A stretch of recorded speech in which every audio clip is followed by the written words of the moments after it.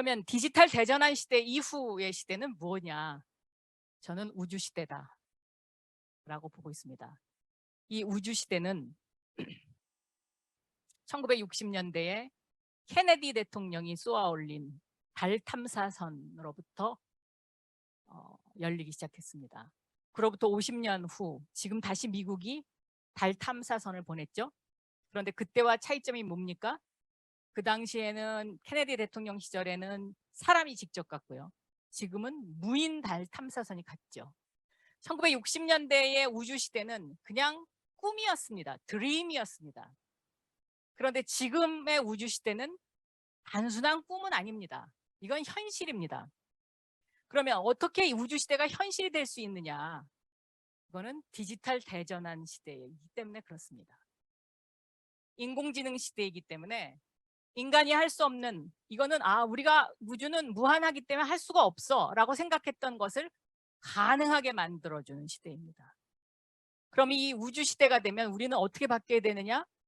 여러분이 쓰고 있는 컴퓨터가 양자 컴퓨터로 바뀔 것입니다. 혹자는 양자컴은 너무 먼 얘기야 이렇게 이야기하기도 합니다. 그러나 그렇지 않습니다. 양자 컴퓨터가 실질적으로 미국에서 지금 사용되고 있습니다. 미국의 IBM 본사가 있는 뉴저지에 가면은요, 그 IBM 본사 주변에 약 60만 명 이상이 이 양자컴에 접속하고, 이것이 때때로 아직까지 에러가 많이 나서 이제 스테이블하지 않기 때문에 그렇지만 사용되고 있습니다. 그래서 이 양자컴을 만드는 앱을 누가 먼저 개발하느냐, 이것이 디지털 패권의 중요한 요소 중에 하나다. 저는 그렇게 보고 있습니다. 또 하나, 우주 시대에는 자율주행차의 그 상상을 넘어서는 앨런 머스크의 우주 시대라고 설명을 드릴 수가 있는데요. 이 자율주행차가 내 오피스가 되는 것이죠. 그래서 이 자율주행이 가져오는 커다란 변화, 아마 그거는 지금의 자동차와는 완전히 다른, 그래서 이 자동차용 반도체가 그래서 중요한 겁니다. 그렇기 때문에 미국이 계속해서 이 반도체 문제와 관련해서 자동차를 결부시키는 거고요. 또 하나 우주 시대에는 아까 설명드렸던 다오 시대가 올 수 있는데, 이 다오 시대에 중요한 것이 바로 블록체인 기술이죠. 이 블록체인 기술이 일반화될 것이다. 저는 그렇게 보고 있습니다. 이 우주 시대, 그러니까 예를 들면 미국 사람들이요, 아직도 케네디 대통령을 우상화하고 그리워합니다. 그거의 가장 중요한 이유 중에 하나가 케네디 대통령이 미국 사람들의 가슴에 우주 시대라는 꿈을 심어줬습니다. 그 꿈이 지금도 지속되고 있는 것이고, 그것이 지금 현실이 돼가고 있는 것입니다. 결국 대한민국의 지도자가 되는 사람들, 그리고 앞으로 여러분들이 이제 지도자가 될 것인데, 그것은 이런 어떤 명확한 비전을 제시할 수 있어야 된다. 저는 그렇게 보고 있습니다. 오늘 제가 여러분에게 말씀드린 것을 하나의 그래프로 정리를 한번 해봤는데요. 자, 지금 여기 1차 산업혁명, 2차 산업혁명, 3차 산업혁명, 지금 우리 4차 산업혁명에 와 있는데, 이 기술의 속도가 과거와는 비교하지 않을 정도로 함수 그래프가 아주 치솟고 있죠.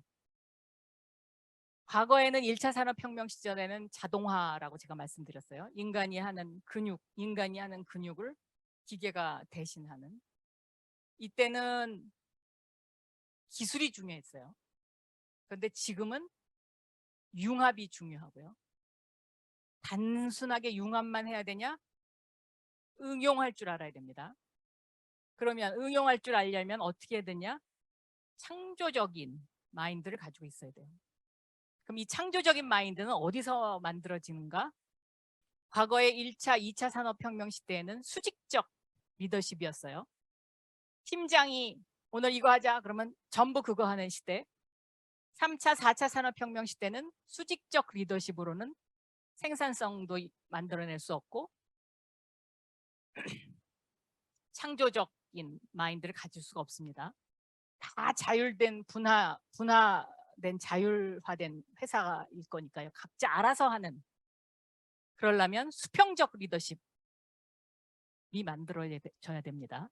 이 수평적 리더십이라는 것은 한 사람에 의존하지 않고 모든 사람들이 각자의 능력을 발휘해서 같이 결정하는 그러한 사회로 변화해야 되고, 학교도 그렇게 변해야 되고요. 회사도 그렇게 변해야 되고요. 가정도 그렇게 변화해야 합니다. 그런 곳만이 살아남을 수 있습니다. 그리고 결국은 이 가속화되고 있는 이 시간과 속도의 싸움에서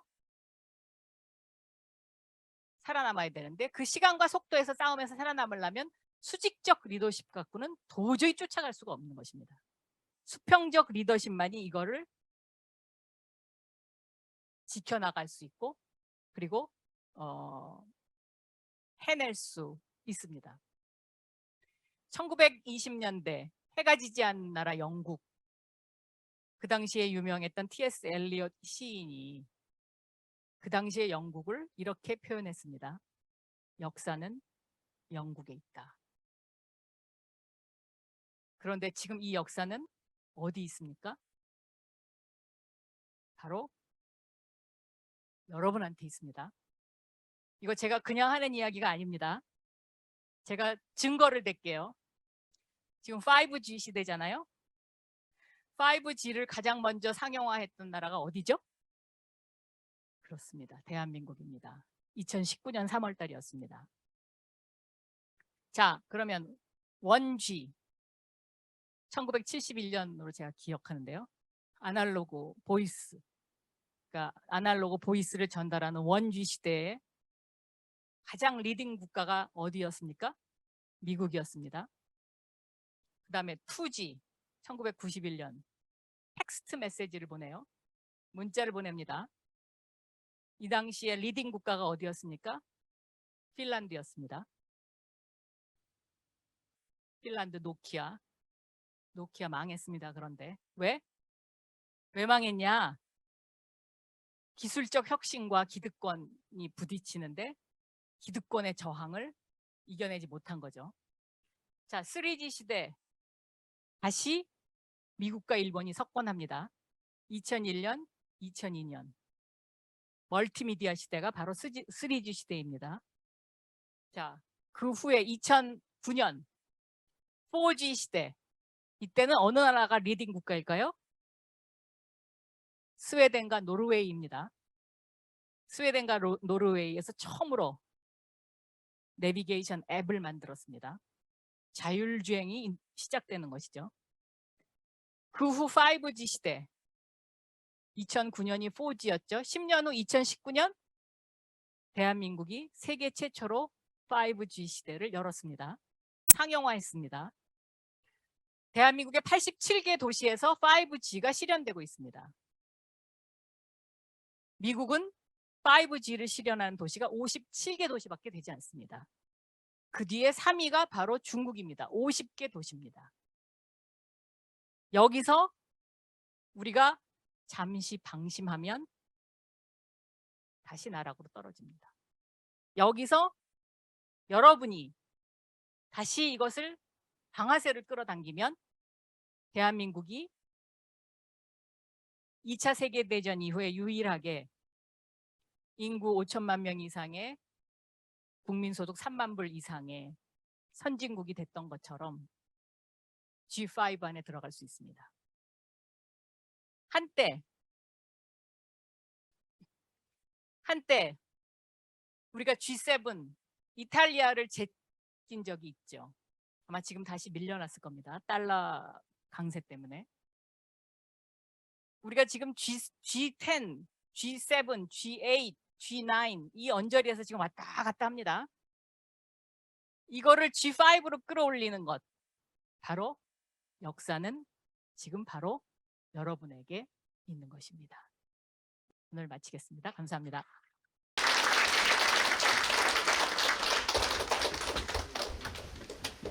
네, 질문 받도록 하겠습니다. 예.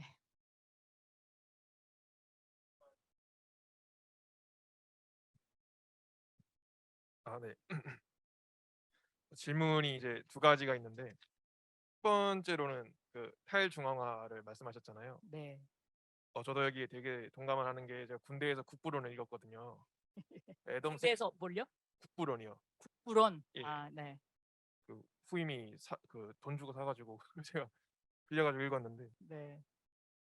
보통 애덤 스미스 하면은 보이지 않는 손을 많이 언급을 하잖아요. 네.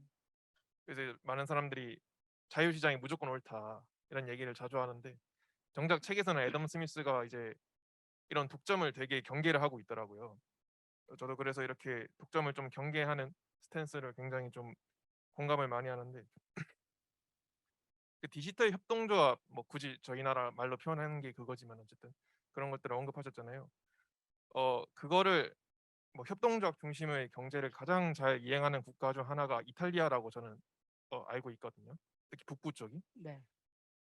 그래서 이제 이탈리아가 어떻게 보면은 열강이라고 표현하기 그렇지만 어쨌든 열강의 말석에 들어갈 수 있었던 가장 큰 이유 중 하나가 이러한 어떤 협동조합 중심의 분업 경제다. 구조가 잘 돼 있어요. 예, 네. 그런 것들을 언급하시는 분들이 계시더라고요.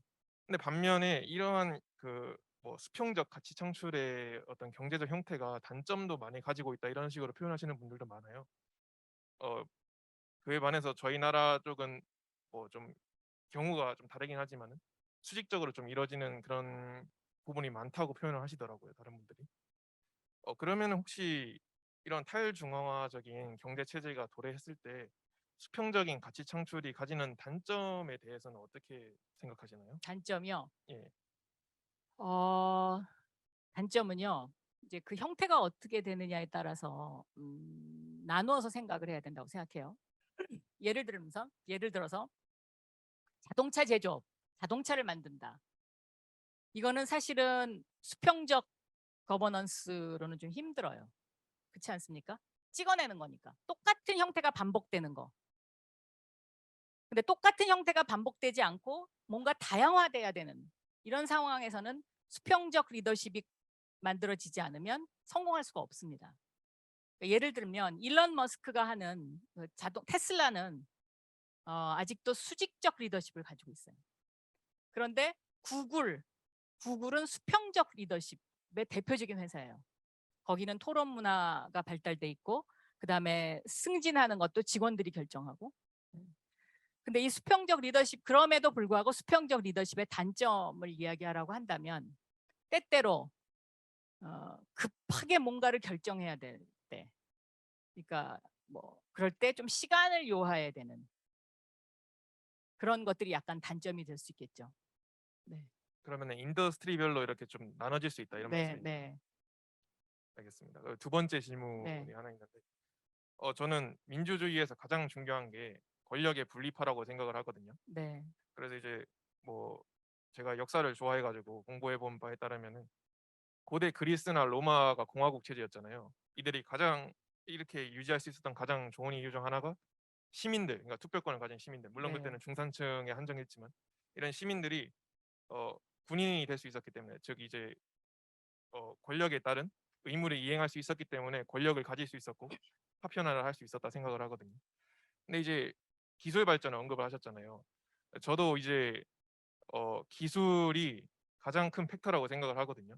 특히 이제 혹자는 권력을 이제 돈과 화약에서 나온다 이런 표현을 많이 쓰더라고요. 물질과 화약. 그러니까 이제 무력과 어떻게 보면 물질적인 그런 가치들이죠. 그런 것들에 의해서 권력이 나눠진 이제 창출된다고 말을 하는데, 결국 민주주의 체제를 지키기 위해서는 여기 있는 한 명 한 명들이 이런 권력들을 가져야 되는데, 그게 이제 기술에 의해서 이제 많이 드라이브가 될 거다 이런 말들을 하더라고요. 그래서 이제 나중에 정치 체제가 이제 이런 기술들을 좀 많이 다루는 기술 관료들, 테크노크라시라고 표현을 하더라고요, 보통. 이런 기술 관료들에 의해서 이런 정치가 조금 좌지우지 될 거다. 왜냐하면 그들이 권력을 가지고 있기 때문에 결국에는. 근데 문제는 이 기술이 고도화되고 고도하면 될수록 저같이 이제 좀 나이가 어리거나 아니면은 뭐 배울 기회가 별로 없거나 이런 사람들은 기술을 잘 이해하지 못할 가능성이 크잖아요. 그렇게 되면은 결국에는 기술에도 독점이라는 게 생길 텐데, 당연하죠. 예, 이런 것들에 대해서는 혹시 어떻게 생각하시나요? 뭐 해결 방안이라든지 이런 것들? 그러니까 예를 들면 2000년 우리의 역사를 봤을 때요. 기술이 발달하면 발달할수록 양극화는 점점 벌어집니다. 왜냐하면 속도가 빨라지니까요. 그러면 이 양극화 문제를 어떻게 해결할 것이냐. 아까 제가 강의 때도 조금 말씀을 드렸는데 이게 이제 정부가 해야 될 일이죠. 그리고 이걸 어떤 시각으로 바라보느냐. 그러니까 그 일종의 착한 낙오자들을 어떻게 함께 가게 만들 것이냐. 이게 정책적으로 어떤 방향으로 구현을 할 거냐. 이게 저는 굉장히 중요한 포인트다라고 보고 있는 것입니다. 그래서 그 정부에서 예를 들면 기술이 발달하면 발달할수록 정부에서 이런 어떤 비용을 조달할 수 없는 사람이라든지 또 그 착한 낙오자들을 위해서 계속해서 교육을 해야 됩니다. 디지털 인재를 양성하는 것들 이런 것들을 개인에다가 맡겨야 되는 건 아니라고 저는 보고 있어요. 학교도 마찬가지다. 학교도 그런 역할을 하는 중요한 매개체 중에 하나입니다. 그러면은 거대하다기보다는 어쨌든 그런 권력을 가진 집단이 위에서부터 아래로 이렇게 좀 도움을 줘야 된다 이런 말씀이신가요? 위에서부터 아래로 도움을 줘야 된다는 뜻은 아니고요.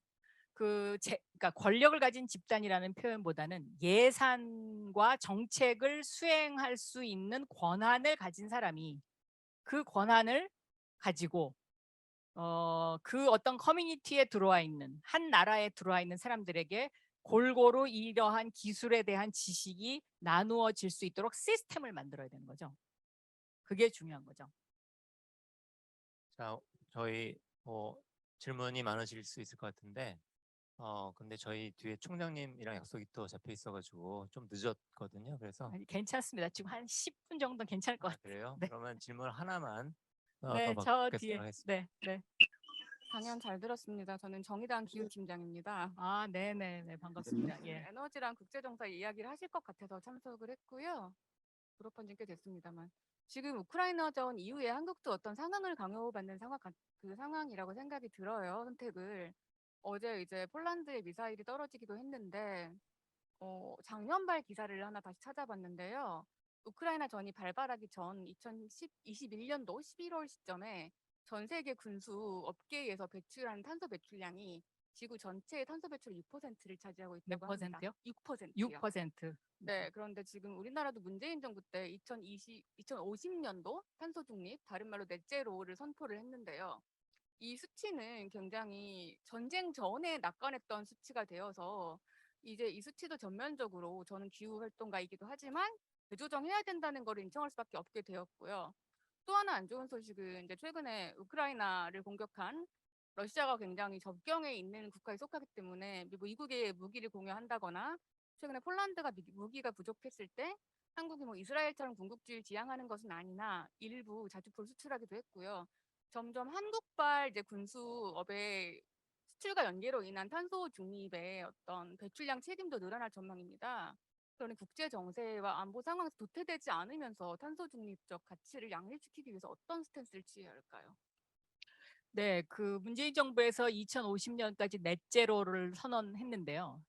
이것은 사실 그 우리가 도달해야 되는 목표를 제시를 한 거죠. 그러니까 이명박 정부 때도 기후 문제와 관련해서 정부의 발표가 있었습니다. 그 당시에 이제 이 탄소 배출량을 어떻게 할 거냐에 대한 사회적 합의가 이루어지지 않은 상태에서 정책이 이루어졌기 때문에 그것이 좀 유명무실화된 것은 있는데요. 그러면 문재인 정부에서 선언한 2050의 넷제로가 과연 현실적인 거고 과연 이루어질 수 있느냐? 우리가 이제 거기에 대한 희망을 담아서 이제 그런 어떤 메시지를 준 건데 사실 이 탄소 배출 문제와 기후 환경 그리고 에너지 문제 이것들이 다 한꺼번에 엮여 있지 않습니까? 그래서 한국의 입장에서는 사실 이것을 어떤 식으로 가장 그 효율적으로 관리를 해 나가면서 또 우리의 목표를 잃어버리지 않느냐 이게 사실 쉽지 않습니다. 쉽지 않지만 그러나 저는 가야 되는 방향이라고 생각해야 되고요. 특히 여기서 가장 중요한 것은 국민적 합의를 도출하는 것이 굉장히 중요하고 또 민간의 협력을 구하는 것이 굉장히 중요하기 때문에 저는 넷제로를 향하는 어떤 이런 정책에 있어서 탄소 중립을 지키는 기업에 대해서는 엄청난 인센티브를 줘야 된다라고 저는 그렇게 생각하고 있습니다. 네. 네? 기후 뭐요? 안보국. 그러면 그거는 당연한 정책이 돼야 되지 않을까요? 네. 네.